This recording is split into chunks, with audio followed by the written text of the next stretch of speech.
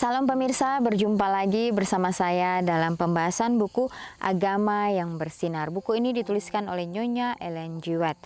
Ya, buku renungan ini menyuguhkan kepada kita suatu cara yang lebih baik, menyingkapkan kepada kita suatu kehidupan yang lebih sederhana dan lebih manis. Dan semua pembaca akan penuh dengan kegembiraan dan kesukaan. Bersinar menyinarkan kasih-Nya dimanapun kita berada. Inilah ajakan Kristus bagi masing-masing kita. Pada saat kita mempelajari firman Tuhan, khususnya buku ini, maka di situ kita akan diberikan pemahaman bagaimana kita dapat bersinar, bagaimana kita dapat mempraktekkan akan karakter Kristus di dalam kehidupan kita, sehingga orang lain akan melihat itu dan mereka juga akan mengenal siapa Tuhan yang kita sembah. Pada saat ini saya mengundang akan seluruh anggota keluarga dan saudara-saudara semua. Kita dapat berkumpul bersama-sama. Kita akan mempelajari nasihat firman Tuhan pada saat ini, dan biarlah rencana-rencana indah Tuhan itu akan menjadi bagian masing-masing kita. Kita akan masuk ke dalam judulnya, kebaikan, keadilan, dan kemurahan. Ayatnya terdapat di dalam Yeremia 9 ayat 24. Tetapi siapa yang mau bermegah, baiklah bermegah karena yang berikut.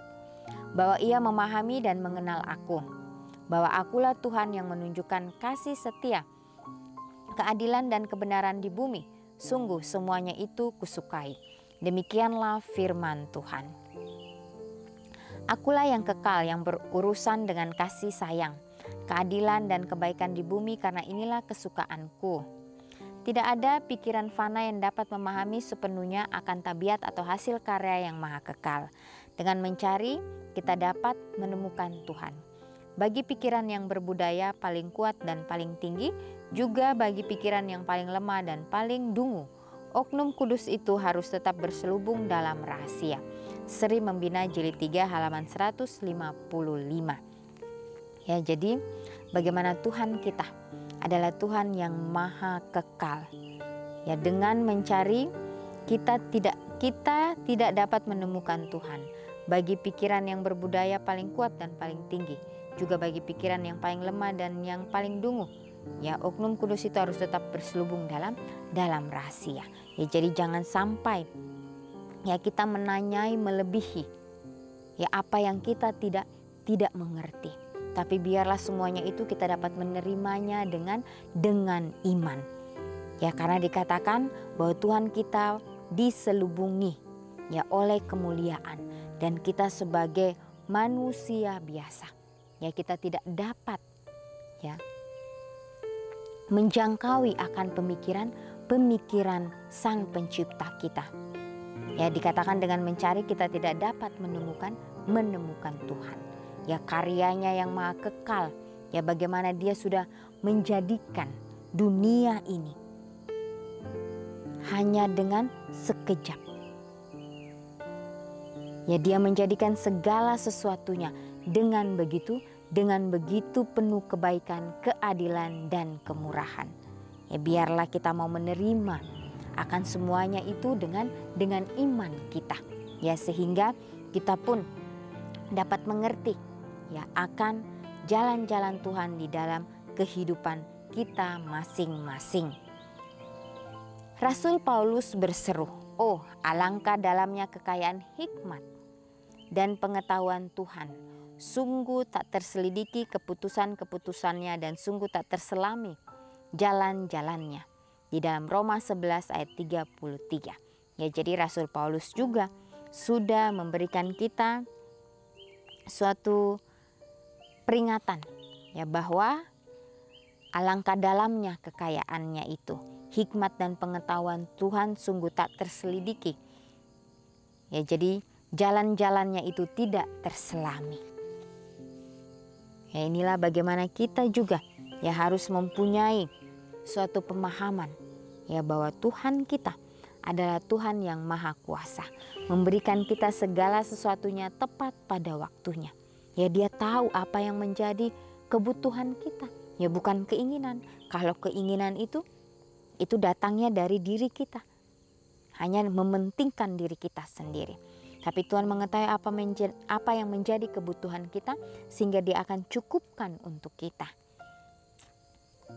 Kita harus mengerti pelajaran-pelajaran yang sederhana, Sehingga dari pelajaran yang sederhana itu kita dapat mempelajari dengan baik, sehingga itu akan menjadi pedoman untuk kita, akan menjadi kekuatan bagi kita. Sehingga apapun yang kita lakukan, biarlah semuanya itu boleh sesuai dengan kehendak Tuhan saja. Ya, walaupun kita pada saat ini mungkin berada di dalam pekerjaan yang kita lakukan, biarlah pekerjaan itu akan membantu kita untuk membentuk karakter kita.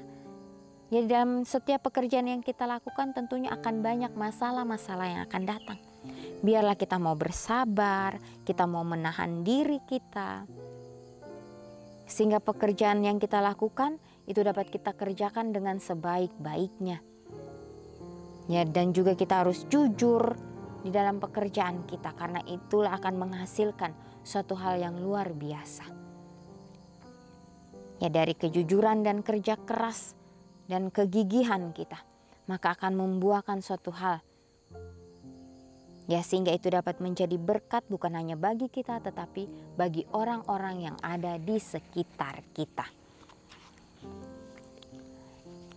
Tetapi meskipun awan dan kekelaman ada sekeliling dia, keadilan dan hukum adalah tumpuan taktanya, di dalam Mazmur 97 ayat 2.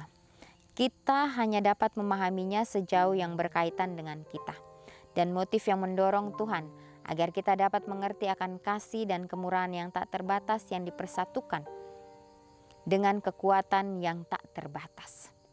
Ya, kita dapat memahami maksud-maksudnya sebanyak yang kita perlu ketahui untuk kebaikan kita. Dan di luar ini kita harus tetap mempercayai tangan yang maha kuasa dan hati yang penuh kasih itu. Langkah kepada Kristus halaman 182 dan 183. Ya, jadi kita harus memahami dengan benar kasih Tuhan di dalam kehidupan kita. Ya, agar kita dapat mengerti akan kasih itu dan kemurahan yang tidak terbatas yang dipersatukan dengan kekuatan yang tak terbatas. Jadi pentingnya kita yang memahami nasihat firman Tuhan di dalam kehidupan kita. Ya, sehingga kita tidak salah melangkah. Sehingga kita selalu mengandalkan Tuhan kita, meminta akan tuntunannya. Sehingga itu akan menjadi bagian kita. Ya, kalau kita mengingat kembali bagaimana perjalanan Yesus pada saat dia berada di dunia ini. Ya, tentunya perjalanan yang sukar dia lewati. Dia hidup ya bersama dengan keluarga Yusuf dan Maria selama 30 tahun. Ya, selama 30 tahun itu dia belajar banyak. Ya, dia belajar bagaimana dia harus mempertahankan akan karakternya. Karakter yang sesuai dengan kehendak Bapaknya. Itu adalah hal yang sulit yang harus dihadapi. Tetapi dia kembali lagi, dia mengingat bahwa dia datang ke dunia ini, dia mempunyai misi yang besar untuk menyelamatkan umat manusia di seluruh dunia. Ya, sehingga dia terus maju apapun yang terjadi. Dia terus berkomitmen untuk menjalankan misinya. Ya, pada saat dia di padang gurun, ya dia harus berpuasa 40 hari 40 malam. Tapi dia tahu ini semua dia lakukan karena dia mau menyelamatkan umat manusia yang sangat dia cintai. Dan kita tahu bersama, ya, setan datang menguji Yesus. Tetapi Yesus tidak terpengaruh oleh rayuan daripada si jahat. Dan Yesus pun menang dari ujian itu. Dan Yesus pun dilayani oleh para malaikat yang dari surga. Sehingga pada saat dia memanggil akan murid-muridnya, dia memanggil dengan suatu kepastian bahwa mereka akan mendapatkan kedamaian yang tidak pernah mereka alami sebelumnya. Dan murid-murid Yesus langsung mengikuti Yesus. Ya, mereka tidak khawatir lagi apa yang harus mereka makan, apa yang harus mereka pakai, mereka harus tinggal di mana. Tapi mereka hanya menuruti apa yang Yesus perintahkan kepada mereka. Yesus ingin menyatukan akan hati mereka untuk sama-sama mengerti atau memahami akan maksud-maksud Tuhan di dalam kehidupan mereka.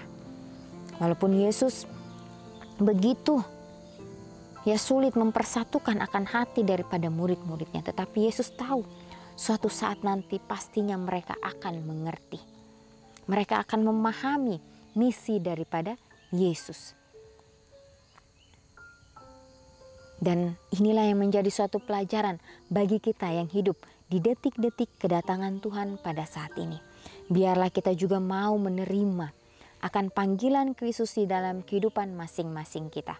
Sehingga kita pun dapat memahami akan pelajaran-pelajaran daripada firman Tuhan ini.